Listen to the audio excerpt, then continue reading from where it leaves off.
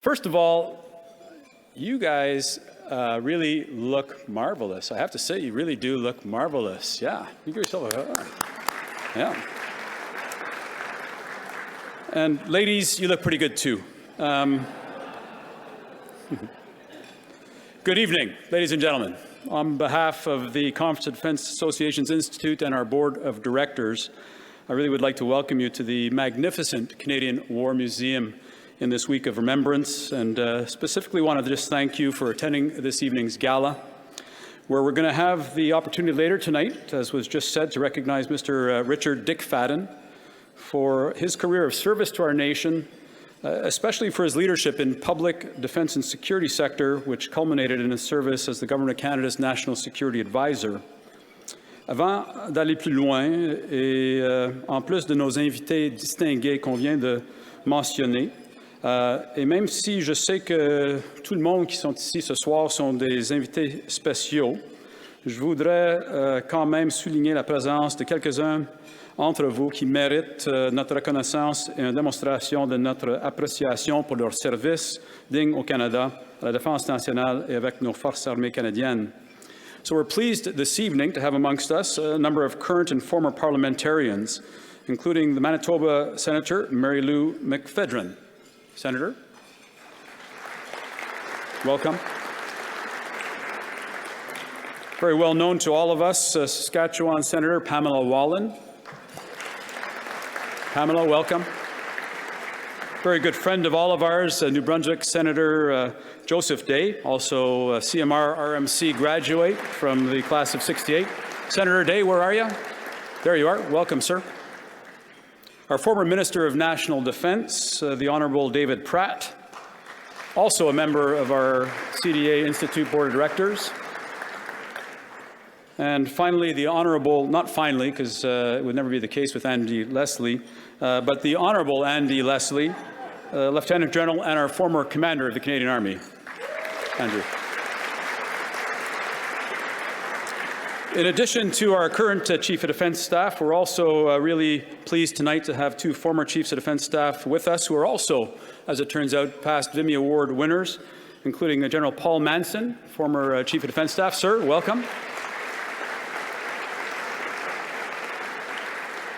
Vimy Award winner in 2003, as well as Vice Admiral Larry Murray, who is the Grand President of the LGEN, former acting CDS, and Vimy Award winner 1998. Sir. Alongside the Deputy Minister and General Vance, we're also honoured tonight to be joined by a number of members of their DND-CF leadership team, including Lieutenant General Jean-Marc Lantier, the Vice Chief of Defence Staff. Jean-Marc, welcome. Lieutenant General Wayne Eyre, the Commander of your Canadian Army. Wayne, welcome. Lieutenant General Al Meinzinger, the Commander of the Royal Canadian Air Force. Al, welcome. Vice Admiral Hayden Edmonston, the Chief of our military personnel. Hayden. Major General Peter Daw, the Commander of our Canadian Special Forces Command. And of course, introducing all these senior folks, this is really for the benefit of the les élèves du Collège Militaire Royal and for the RMC cadets, so you can go up and suck up to them later on. We also have the newly appointed Assistant Deputy Minister of Materiel, Troy Crosby, with us here tonight. Troy, welcome. And congratulations, Troy, on your appointment. I think we also have Claude Rochette in the room, who wasn't originally on my list, but Claude, Associate Deputy Minister for National Defence, is here somewhere, I think. I think we found him a seat. Where are you, Claude? Oh, way over there. Like, if we had known, you could have been closer up, but that's fine out there. And then the Assistant Deputy Minister, Review Services, Julie Charon, who's with us. Julie, welcome. And finally, I'd like to introduce the CDS's command team partner and the senior non-commissioned officer in our armed forces, the Canadian Forces Chief Warrant Officer, Chief Warrant Officer Alain Guimont. Alain, vas-y.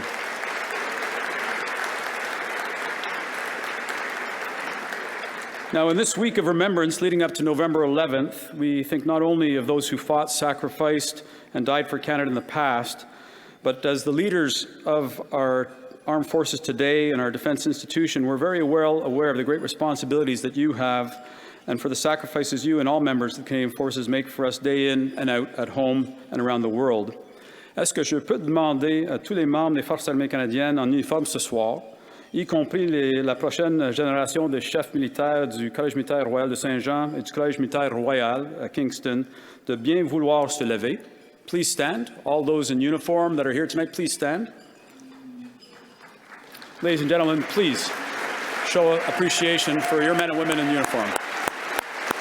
Thank you for your service.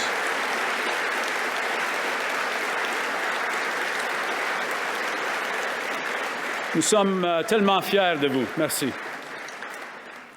my particular case, it's been 3 years since I retired from the Armed Forces after 38 years in uniform. And whenever I was asked what I planned for the future, I usually responded with something along the following lines. I'm not quite sure, except to say whatever I do has to meet 3 conditions. The first is that it's going to have to really be something that's going to interest me and motivate me. It's going to have to kind of turn my crank if I get involved with it. Second is it's going to have to be with people that I really like, that I want to work with and I want to be associated with. And third, I don't want it to be full-time.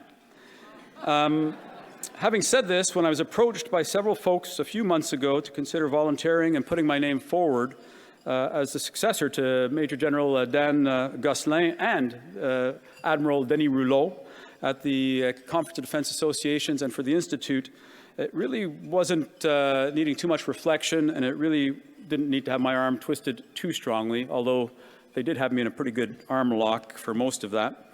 Because the work at the heart of the CDA Institute and our mission in helping promote informed debate on security, defense, and military affairs of the nation certainly does interest me and it motivates me. It does turn my crank.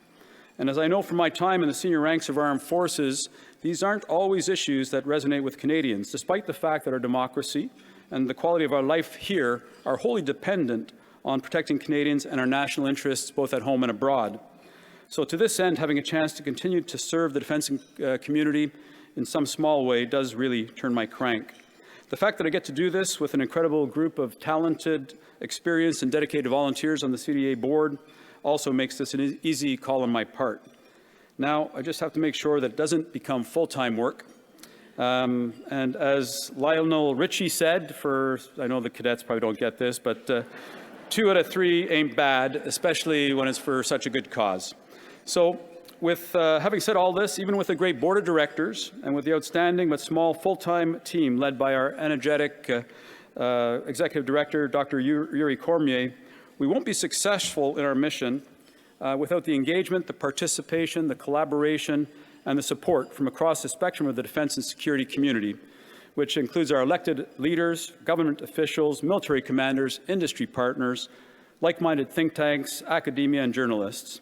The CDA Institute is your defense institute, and I would encourage you all to take an interest and get involved in our activities and our programs in the months and years to come. To this end, I would just really like to give a special shout out once again to our CDA Institute strategic partners, sponsors, KPMG, ADGA, Raytheon, Lockheed Martin, and Logistic Unicorp for your generous support, and more importantly, for the confidence that you've placed in our team.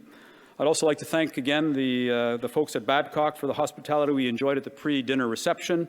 And last but certainly not least, I'd like to thank Chico Nanji, our Vimy Awards sponsor, and the premium sponsor for tonight's gala, L3 Harris International. And I'd like to invite their corporate vice president of Canadian operations, Major General retired, our friend Stitch Foster, to say a few words. Thank you. Stitch Foster.